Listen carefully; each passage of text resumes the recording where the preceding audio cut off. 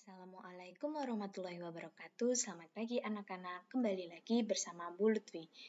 Hari ini kita akan belajar tentang kelas 5, tema 1 organ gerak hewan dan manusia, subtema 2 manusia dan lingkungannya, pembelajaran 4 sampai dengan 6. Sebelum kita memulai pembelajaran, mari kita berdoa terlebih dulu ya anak-anak. Berdoa, mulai. Berdoa, selesai.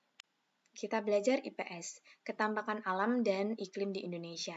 Ketampakan dibedakan menjadi dua ya anak-anak, yaitu ketampakan alam dan ketampakan buatan. Ketampakan alam merupakan ketampakan atau lingkungan yang terbentuk secara alami dan dibuat oleh Tuhan. Sedangkan ketampakan buatan adalah ketampakan atau lingkungan yang dibuat oleh manusia. Ada beberapa ketampakan alam di sini, contohnya ada gunung dan pegunungan, dataran berupa wilayah yang relatif datar mendekati rata. Kemudian dataran rendah ketinggian 0 sampai 500 meter di atas permukaan laut, dataran tinggi ketinggian yang lebih dari 500 meter. Sekarang pantai dan laut merupakan titik pertemuan antara wilayah darat dan laut. 4. Tanjung, daratan yang bentuknya menjorok ke lautan, bukit, tumpukan tanah yang lebih tinggi dari sekelilingnya, dan terakhir lembah, dataran yang rendah yang dikelilingi pegunungan dan perbukitan, serta lain-lainnya mengenai ketampakan alam yang asli dari alamnya ya. Kemudian kita lanjut ke iklim di Indonesia. Iklim adalah kondisi rata-rata cuaca suatu tempat atau wilayah dalam jangkau waktu yang lama. Iklim di suatu tempat di bumi dipengaruhi oleh posisi, letak geografis, dan topografi tempat tersebut. Keadaan iklim Indonesia meliputi musim. Di sini iklim musim yang terjadi karena angin musim yang bertiup berganti arah setiap setengah tahun sekali ya anak-anak, namanya iklim musim. Kemudian kalau iklim tropika, iklim panas ya anak-anak, di Indonesia juga ada iklim panas, tropis, iklim yang memiliki suhu yang tinggi sepanjang tahun.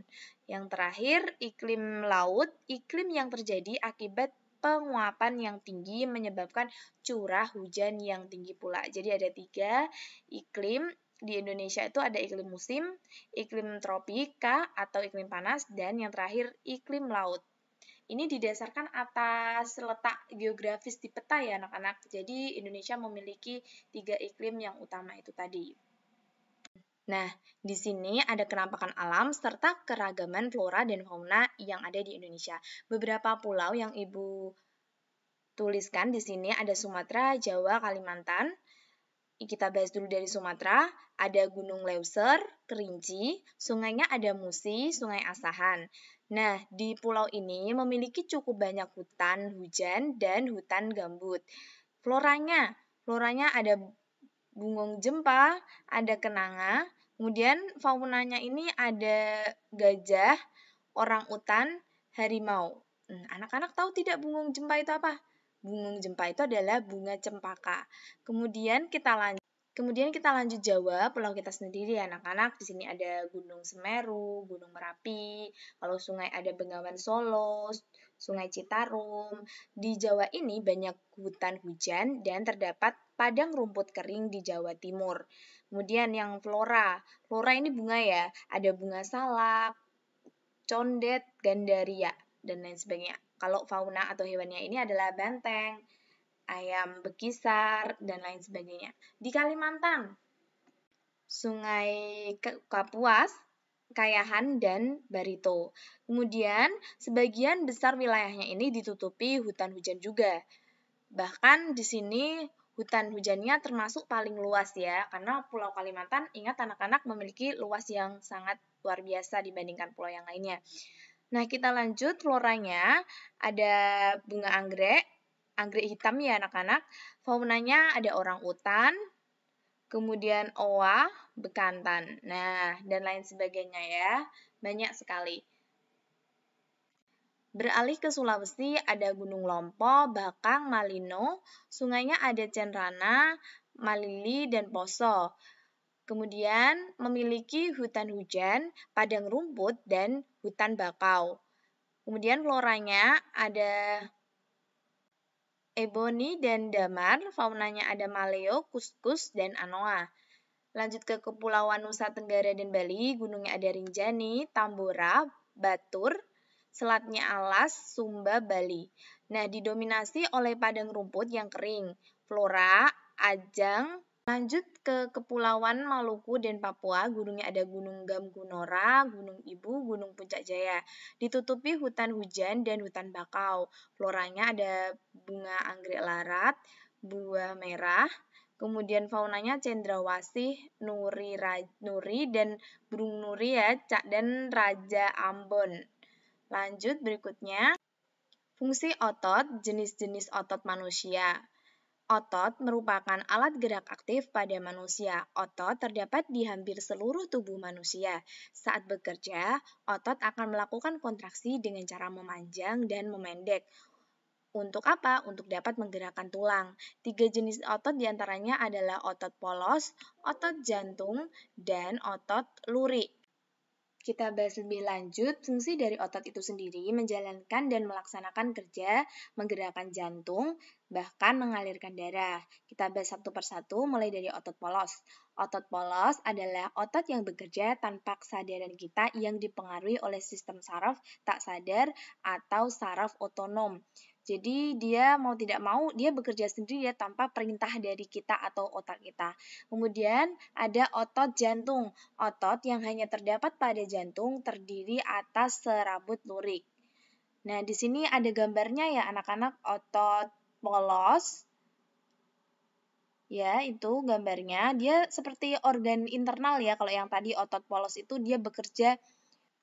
Jadi kalau otot polos ini anak-anak, dia lebih ke organ-organ bagian dalam seperti pencernaan, usus, dan lain sebagainya. Jadi dia walaupun kita tidur, maka proses pencernaan ini, otot ini juga dia ikut bekerja. Nah, tidak mungkin dia berhenti ya anak-anak. Jadi otot polos ini bekerja tanpa kesadaran kita. Walaupun kita tidur, walaupun kita tidak ingin memerintah, tapi dia sudah bekerja secara mandiri. Kemudian jantung. Nah, ini lebih bekerja pada jantung ya anak-anak, karena namanya saja sudah otot jantung. Kemudian otot lurik adalah otot yang menempel pada rangka tubuh manusia yang digunakan dalam pergerakan. Otot ini disebut juga otot rangka. Ini juga ada otot rangka. Nah, bisa dilihat ya anak-anak itu otot rangka. Lanjut ke macam-macam gerak otot. Gerak otot ada 5. Ada fleksi, abduksi, elevansi, supinasi, dan inversi. Nah, yang fleksi ini merupakan gerakan menekuk anggota tubuh. Gerakan menekuk anggota tubuh dan lawannya adalah ekstensi. Gerakan meluruskan anggota tubuh. Gimana itu, Bu? Ketika kalian menekuk tangan, ya, menekuk tangan dan kemudian meluruskan tangan. Tekuk, lurus. Nah, seperti olahraga ya anak-anak ya. Lanjut, abduksi, gerakan menjauhi tubuh.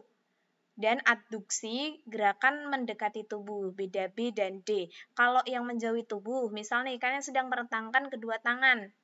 Nah, setelah kalian merentangkan kedua tangan, kemudian itu termasuk abduksi. Kalau yang adduksi berarti gerakan tangan kembali ke posisi awal semula. Mingkup ya anak-anak, mendekati tubuh.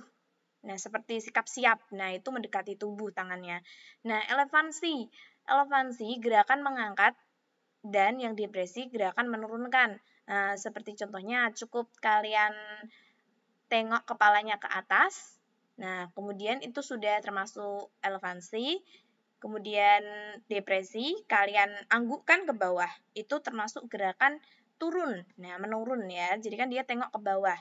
Lanjut supinasi, gerakan membuka telapak tangan. Dan pronasi, gerakan menelungkupkan tangan. Seperti biasa ya, membuka telapak, kemudian menutup telapak. Nah, supinasi ini, kalau tadi tangan, sekarang inversi kaki. Inversi gerakan memiringkan telapak kaki ke arah dalam tubuh. Jadi kalau kalian mau lihat nih telapak kaki kalian, aku nginjek sesuatu nggak ya? Nah, kalian bisa tengok dengan cara memiringkannya ke tubuh ya. Tahu kan kalian pasti sudah biasa melakukannya ya. Tanpa kalian sadari, kalian sudah pernah melakukan inversi dan eversi. Kalau eversi ini gerakan memiringkan ke luar tubuh. Ya, biasa kebalikannya. Berarti kalau ke dalam, kalau mau tengok kaki itu kalian arahkan keluar, tapi lebih enak arahkan ke dalam ya. Seperti itu ya anak-anak. Nah, setelah belajar tentang macam-macam gerakan otot, sekarang kita lanjut ke sendi-sendi pada tulang dan macam-macam gerak otot. Kemudian, tulang satu dengan tulang lainnya itu dinamakan dengan sendi.